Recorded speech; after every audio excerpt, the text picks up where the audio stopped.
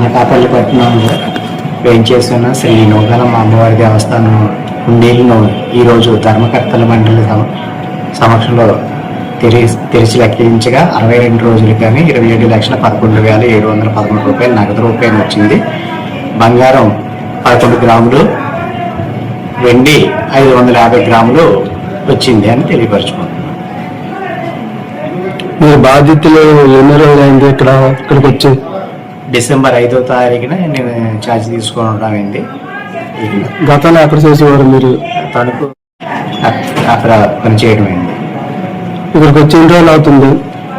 సుమారు 3 నెలలు అయింది. వెండి ఎంత వచ్చిందండి?